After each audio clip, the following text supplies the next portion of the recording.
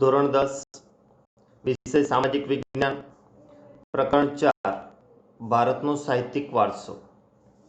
અગાઉ આ પ્રકરણની અંદર આપણે પ્રાચીન ભારતીય સાહિત્ય અંતર્ગત વૈદિક સાહિત્ય, ત્યાર પછી પ્રાચીન બૌદ્ધ સાહિત્ય, ગુપ્તકાલીન સંસ્કૃત ભાષાનું સાહિત્ય, ગુજરાતી ગદ્ય પદ્યનો વિકાસ અને પ્રાચીન તમિલ સાહિત્ય, આવી 5 ટૂંકનોંધો અગાઉના લેસનની અંદર આપણે ભણી ગયા અને 5 ટૂંકનોંધ આપ સૌ મોઢે કરીને લખી નાખીએ છીએ।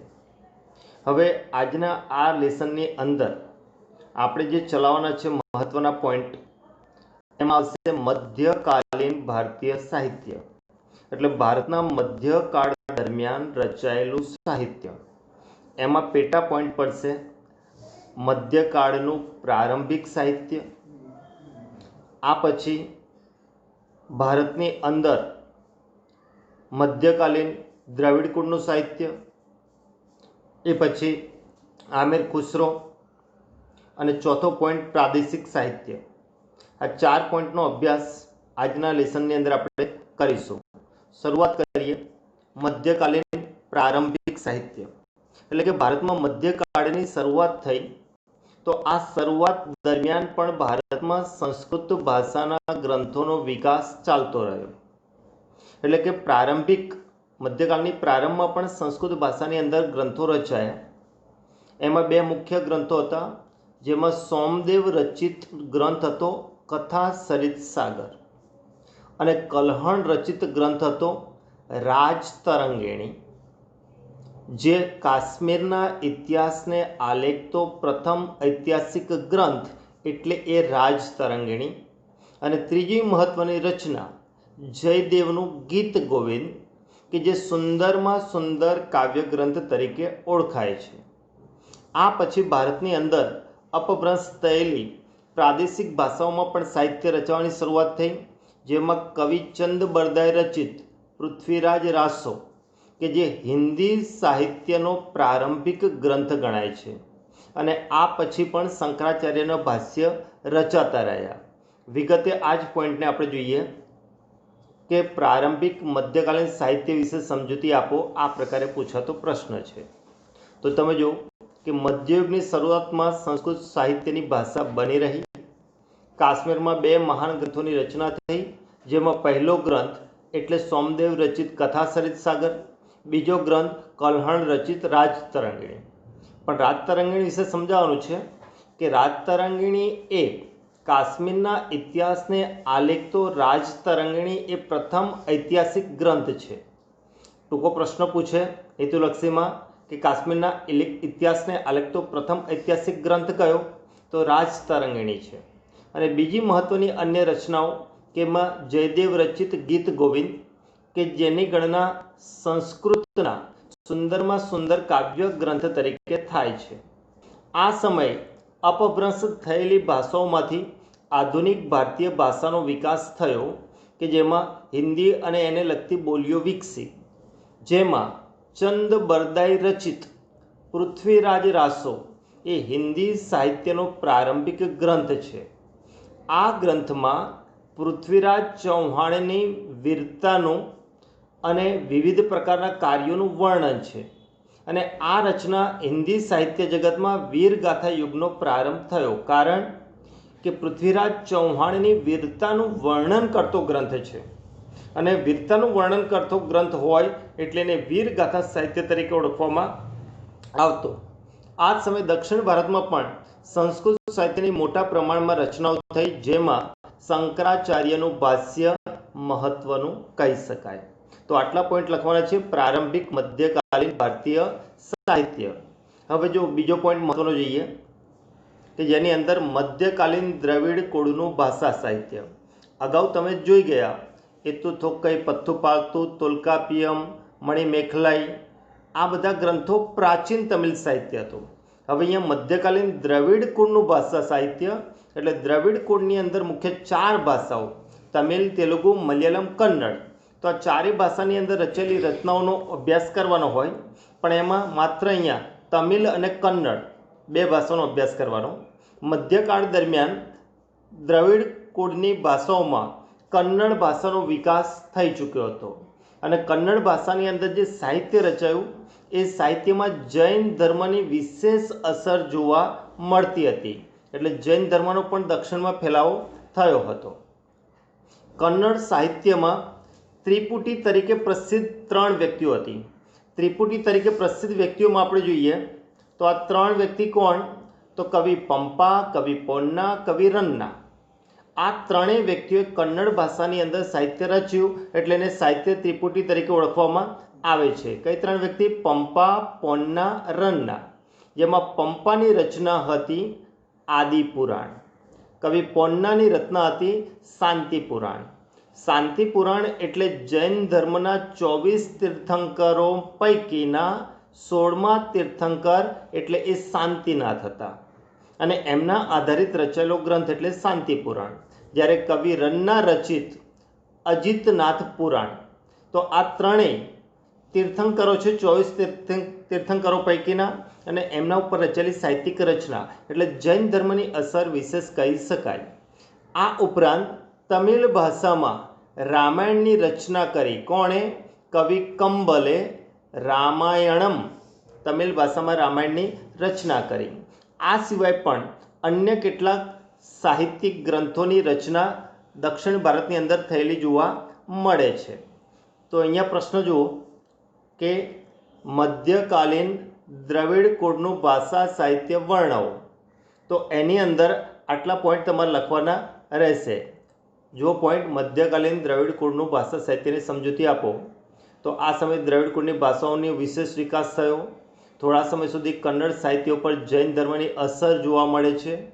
જેમાં કન્નડ ભાષામાં સાહિત્ય ત્રિમૂર્તિ તરીકે પ્રસિદ્ધ હતા કવિ પંપા, પોન્ના અને રન્ના. જેમાં કવિ પંપાએ આદિ પુરાણની રચના કરી, જ્યારે કવિ પોન્નાએ જૈન ધર્મના 16મા તીર્થંકરનું જીવન આધારિત શાંતિ પુરાણની રચના, તો કવિ રન્નાએ અજિતનાથ પુરાણ, જ્યારે કવિ કંબલે રામાયણની રચના કરી. આ ઉપરાંત પણ અન્ય અનેક પ્રસિદ્ધ ગ્રંથો રચાયા હતા. જે પ્રસિદ્ધ ગ્રંથોમાં તિરુવ સંગમ, તિરુવ મંદિરમ, તિરુતો દત્તો ગઈ આવા અન્ય ઘણા ગ્રંથો છે. નવો પ્રશ્ન લઈએ. દિલ્હી સલ્તનત કાળ એટલે કે ભારતની અંદર મુઘલોનું આગમન થયું અને મુઘલોના આગમનથી દિલ્હી સલ્તનત કાળ અસ્તિત્વમાં આવ્યું. એટલે ભારતની અંદર જે ઇસ્લામ ધર્મી રાજાઓ આવ્યા એનાથી દિલ્હી સલ્તનત કાળ અસ્તિત્વમાં આવ્યો. હવે દિલ્હી સલ્તનત કાળ દરમિયાન હિન્દીના બીજા 2 સ્વરૂપોનો વિકાસ થયો. એટલે કે હિન્દીની બોલીઓ અસ્તિત્વમાં આવી. આ બોલીઓમાં એક વ્રજ ભાષા અને બીજી ખડી બોલી ભાષા. સૂરદાસ નામના સાહિત્યકાર થઈ ગયા. એમને વ્રજ ભાષાની અંદર સાહિત્યિક રચનાઓ લખી, જ્યારે કબીરની ભાષા એટલે ખડી બોલી ભાષા તરીકે ઓળખાય છે. આ પછી પણ રાજસ્થાની ભાષાઓમાં વીરગાથાઓ રચાઈ. એટલે કે ગુજરાતી અને મારવાડી ભાષાને મળતી આવતી રાજસ્થાની ભાષામાં વીરગાથાઓ રચવાની શરૂઆત થઈ. આ વીરગાથાઓ 3 હતી: આલ્હા, ઉદલ અને બિસલદેવ રાસો. આ ત્રણેય રચનાઓ રાજસ્થાની ભાષામાં વીરગાથા તરીકે થઈ. આ સમયે અવધી ભાષાનો પણ વિકાસ થયો. તુલસીદાસ રચિત રામચરિતમાનસ એ અવધી ભાષાનું છે અને અવધી ભાષાની શરૂઆત કરનાર હતા મુલ્લા દાઉદ. અને મુલ્લા દાઉદે અવધી ભાષાનો ગ્રંથ લખ્યો જેનું નામ હતું ચંદ્રાયન. તો મુલ્લા દાઉદ રચિત ચંદ્રાયન એ અવધી ભાષાનો પ્રારંભિક ગ્રંથ ગણવામાં આવે છે. જો અહીંયા ઇમ્પોર્ટન્ટ 3 પ્રશ્નો થયા અત્યાર સુધીમાં. પ્રથમ ઐતિહાસિક ગ્રંથ કયો? રાજતરંગિણી. હિન્દી ભાષાનો પ્રારંભિક ગ્રંથ કયો? ચંદબરદાએ રચિત પૃથ્વીરાજ રાસો. જ્યારે અવધી ભાષાનો સૌથી જૂનો ગ્રંથ કયો? તો મુલ્લા દાઉદ રચિત ચંદ્રાયન. તો 3 પ્રશ્નો પ્રથમ તરીકે આવે છે. આ સમયે ભારતમાં ઐતિહાસિક ગ્રંથોની વ્યવસ્થિત રચના તુર્ક મુસ્લિમોએ ભારતીય લોકોને આપી છે. અને હવે એક તુર્ક સાહિત્યકાર હતા જિયાઉદ્દીન બર્ની, કે જેમણે ભારતમાં 2 ઐતિહાસિક ગ્રંથો રચ્યા, જેમાં એક છે તારીખે ફિરોઝશાહી અને બીજો ગ્રંથ છે ફતવા એ જહાંદારી. તારીખ પ્રમાણેની વિગતે વર્ણન કરે છે, એટલે તારીખે ફિરોજશાહી, કે જેમાં ભારતની અંદર તુગલક વંશ અને ખલજી વંશના જે રાજાઓ હતા એમનું વિગતે વિવરણ કરે છે.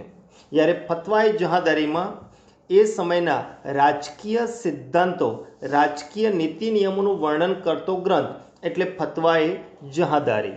તો આ પ્રકારે દિલ્હી સલ્તનત કાળની અંદર જે રાજાઓ હતા એ રાજાઓની રાજભાષા ફારસી હતી. એટલે દિલ્હી સલ્તનત કાળમાં રાજભાષા તરીકે ફારસી ભાષાનો વિકાસ જોવા મળે. એટલે ફારસી ભાષાની અંદર જ રાજકીય પ્રવૃત્તિઓ, રાજકીય બોલચાલની ભાષા તરીકે ઉપયોગ થતો હતો. અને આ સમયે ભારતની અંદર મહાન સાહિત્યકાર થઈ ગયા આમિર ખુસરો. તો આમિર ખુસરો અલગથી પૂછાતી 3 ગુણની ઇમ્પોર્ટન્ટ ટૂંકનોંધ વિગતે જોઈએ. આમિર ખુસરો વિશે સમજૂતી આપો. તો આમિર ખુસરો વિશે સમજૂતી આપો, આ પ્રશ્નની અંદર સહેલો એકદમ પ્રશ્ન છે, એટલે બહુ ઝડપથી તૈયાર થશે. આમિર ખુસરો એ શેખ હઝરત નિઝામુદ્દીન ઓલિયા એ આમિર ખુસરોના ગુરુ હતા. આમિર ખુસરોએ મધ્યકાળમાં સૌથી મહાન સાહિત્યકાર, ઇતિહાસકાર, સંગીતકાર અને રહસ્યવાદી સંત કવિ હતા. અહીંયા 4 બાબતો આવી: મહાન સાહિત્યકાર 1, 2 ઇતિહાસકાર, 3 સંગીતકાર, 4 રહસ્યવાદી સંત કવિ હતા. હવે તેમને મુખ્ય 4 રચનાઓ લખી, એટલે એમના ગ્રંથો પણ 4: આસિકા, નૂર, સિપિહર અને કિરાતુલ સદાય. આ ઉપરાંત તેમના અન્ય કાવ્ય ગ્રંથોની પણ રચના કરી. તો મુખ્ય 4 ગ્રંથો. આ 4 ગ્રંથોમાં ભારતની મુખ્યત્વે 4 બાબતોનું વર્ણન. એમની રચનાઓમાં ભારતીય વાતાવરણ, ભારતીય સુંદરતા, ભારતની ઇમારતો અને ભારતના જ્ઞાન વિજ્ઞાનના પુષ્કળ વખાણ કર્યા છે. તો અહીંયા તમે જો સાહિત્યકાર, ઇતિહાસકાર, સંગીતકાર અને રહસ્યવાદી કવિ, 4 બાબતો. ગ્રંથો પણ કેટલા? 4. ગ્રંથોમાં વર્ણન કેટલી બાબતોનું? 4 બાબતોનું. હવે આગળ બીજા 4 પોઈન્ટ જોઈએ. તેઓ પોતાને એટલે કે આમિર ખુસરો પોતાને ભારતીય હોવાનો ગર્વ કરતા અને ભારતને પૃથ્વી પરનું સ્વર્ગ ગણાવતા. ભારતને પૃથ્વી પરનું સ્વર્ગ ગણાવતા. દિલ્હીની આજુબાજુ જે ભાષા બોલાતી હતી એ ભાષાને તેઓ હિન્દવી તરીકે ઓળખાવતા અને હિન્દવી ભાષાને જ પોતાની માતૃભાષા પણ ઓળખાવતા હતા. અને આમિર ખુસરો એ દ્રઢપણે એવું માનતા કે હિન્દુ ધર્મનું સાર તત્વ એ ઇસ્લામ ધર્મ સાથે ઘણી બધી રીતે મળતું આવે છે. એટલે કે ધર્મનો સારાંશ, હિન્દુ અને ઇસ્લામ ધર્મનો સારાંશ એકબીજાને મળતો આવે છે. આ પછી એમણે હિન્દી અને ફારસી ભાષાને ભેગી કરી, એટલે કે બંને ભાષાઓને મિક્સ કરી દ્વિભાષી ચોપાઈઓ અને દુહાઓની રચના કરી. જેમ કે હું અહીંયા આમિર ખુસરોની એક પહેલી બોલું, તમારે એનો જવાબ શોધી કાઢવાનો. એક થાલ મોતી સે ભરા સર કે ઉપર ઓંધા ધરા, जिसका थाल चारों ओर फिरे इसका मोती एक न गिरे. આ આમિર ખુસરોની પહેલી છે. તો હવે અનેક ચોપાઈ, દુહા અને પહેલીઓની રચના આમિર ખુસરોએ કરી હતી. એટલે એક પ્રકારે સંત સમાન વ્યક્તિઓ હતા. તેમણે શરૂ કરેલી આવી સ્વસ્થ પરંપરા સદીઓ સુધી ચાલતી રહી. તેમણે ભારતમાં સંગીત અને શાયરી ક્ષેત્રે આપેલા પ્રદાનને કારણે ભારતીય ઇતિહાસમાં એમને તૂતી એ હિન્દનું ઉપનામ આપવામાં આવ્યું છે, જે તમે અગાઉ બીજા પ્રકરણમાં પણ ભણી ગયા. તો આ રીતે આમિર ખુસરોની ટૂંકનોંધ અંતર્ગત તમારે અહીંયા સુધી લખવાનું રહેશે. હવે આગળની ટૂંકનોંધ જોઈએ આપણે. મધ્યકાલીન પ્રાદેશિક સાહિત્ય વિકાસ.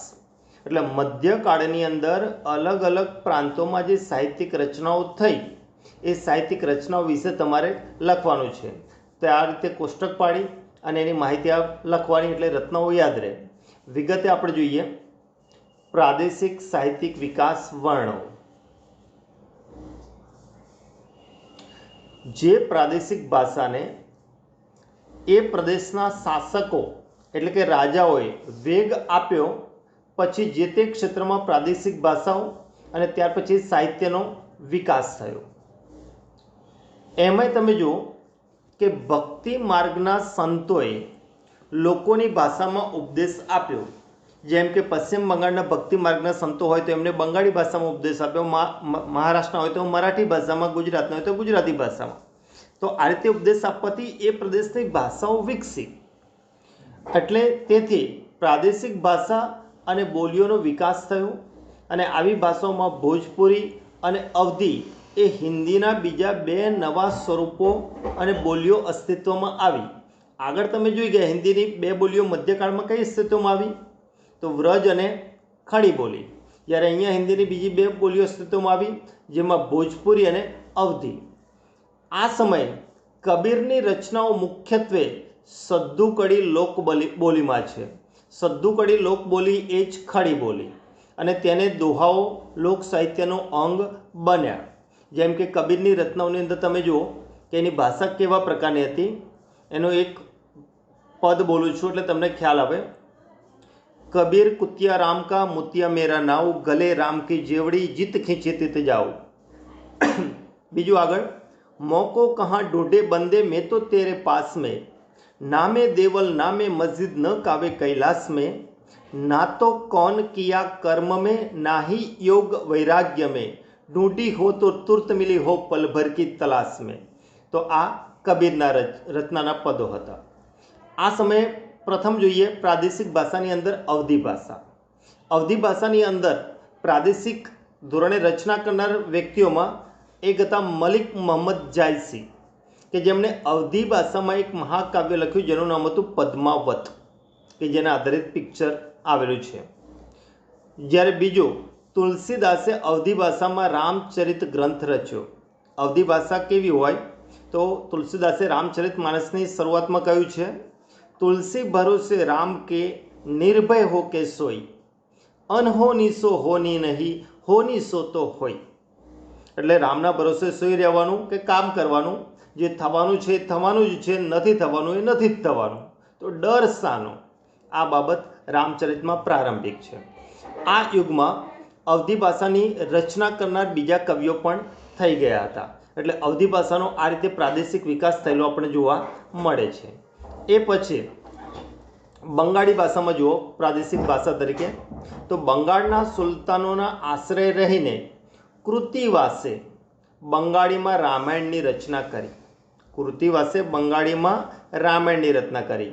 આ ઉપરાંત બંગાળમાં પ્રસિદ્ધ કવિ ચંડીદાસે સેંકડો ગીતોની રચના કરી. જ્યારે ચૈતન્ય મહાપ્રભુએ ભક્તિ ગીતો લખવાની પરંપરા શરૂ કરી. એટલે અહીંયા ત્રણ વ્યક્તિ, કૃતિવાસ, કવિ ચંડીદાસ અને સંત ચૈતન્ય, કે જેમણે બંગાળી ભાષાનો પ્રાદેશિક વિકાસ કરવામાં મહત્વપૂર્ણ યોગદાન આપ્યું. જ્યારે ગુજરાતી ભાષામાં નરસિંહ મહેતાએ ગુજરાતીમાં ભક્તિપરક રચનાઓ લખી, જેમાં વૈષ્ણવ જંતો મુખ્ય રચના છે. જ્યારે મરાઠી ભાષામાં નામદેવ એકનાથે પણ મરાઠીમાં ભક્તિ ગીતો રચ્યા, એટલે મરાઠીનો વિકાસ થયો. જ્યારે ફારસી ભાષાનો વિકાસમાં તમે જુઓ તો જૈનુલ અબિદીનના આશ્રયે કાશ્મીર પ્રાંતમાં મહાભારત, રાજતરંગિણી જેવા અનેક સંસ્કૃત ગ્રંથોનો ફારસીમાં અનુવાદ થયો. એટલે કાશ્મીરમાં પ્રાદેશિક ભાષા તરીકે ફારસી ભાષા વિકસી. જ્યારે દક્ષિણ ભારતની અંદર તેલુગુ ભાષા, કારણ કે તમિલ, કન્નડ તમે જોઈ ગયા, હવે તેલુગુ ભાષા વિકસે. તો દક્ષિણ ભારતમાં વિજયનગરના સમ્રાટો પૈકીના એક સમ્રાટ હતા કૃષ્ણદેવરાય, કે જેમણે ભાષા વિકાસમાં સંસ્કૃતના તો પ્રકાંડ પંડિત હતા, પણ એ તેલુગુ સાહિત્યના વિકાસમાં પણ મહત્વપૂર્ણ રસ લીધો અને એમનો ફાળો રહ્યો છે. સમ્રાટ કૃષ્ણદેવરાયે આમુક્ત માલ્યદા નામની સાહિત્યિક કૃતિની રચના કરી તેલુગુ ભાષામાં, અને એને કારણે તેલુગુ ભાષાનો પ્રાદેશિક વિકાસ જોવા મળે છે. તો આટલા સુધી તમારે લખવાનું કયા પ્રશ્નમાં પ્રાદેશિક સાહિત્યિક વિકાસ, તો એમાં અહીંયા સુધી તમારે જવાબ પોઈન્ટ સહિત લખવાનો રહેશે. તો આજના લેસનમાં આપણે અહીંયા સુધી જોઈએ, બાકીના પોઈન્ટ આગળના લેસનમાં જોઈશું. અસ્તુ.